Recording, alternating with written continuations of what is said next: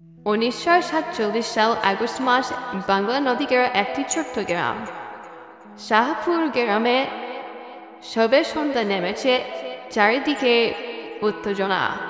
ভারত ছাড়া আন্দোলনের ডাক এসে পৌঁছেছে গ্রামের প্রতিটি কোণায়। ভারতের মানুষ দিচ্ছে ডাক, ভারতের মানুষ দিচ্ছে ডাক।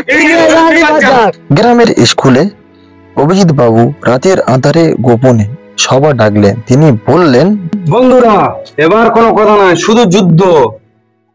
ইংরেজদের রেল লাইন উড়িয়ে দিতে হবে। আজ যদি আমরা ঝুঁকি মেরে বসে থাকি, ভবিষ্যৎ মুছে যাবে।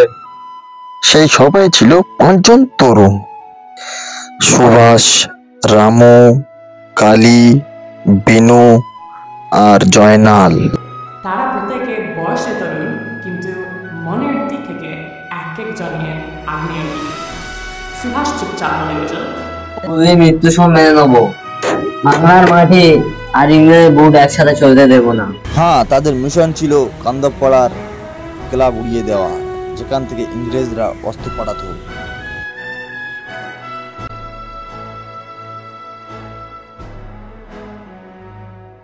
রক্তাক্ত রাত, 14 আগস্ট রাত 2টায় তারা চুপি চুপি পৌঁছে গেল ক্লাবের পাশে।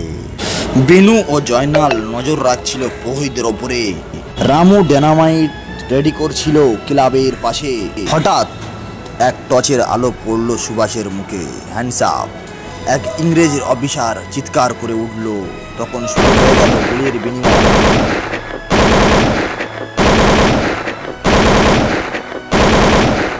রামু গুলিবিদ্ধ হলো, কিন্তু মৃত্যুর আগে সে শেষ শক্তি দিয়ে ডায়নামাইটটা বাগালো।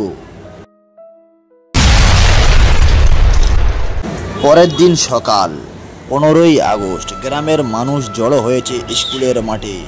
ইংরেজদের মুখ থুবড়ে ফেলার খবর ছড়িয়ে গেছে। অভিজিৎ বাবু ঘোষণা দিলেন, আজ 15ই আগস্ট, এই দিন শুধু আমাদের স্বপ্ন নয়, রামুর রক্তে লেখা প্রতিজ্ঞা। আমরা কাঁদবো না, রামুর রক্ত বৃথা যেতে দেব না। আমরা লড়বো যতদিন না আমাদের পতাকা আকাশে উঠবে। স্বাধীনতা ভিক্ষা নয়, তাই চিনে নিতে হয় আগুনের রক্ত দিয়ে। জনগণ মন অধিনায়ক নেই।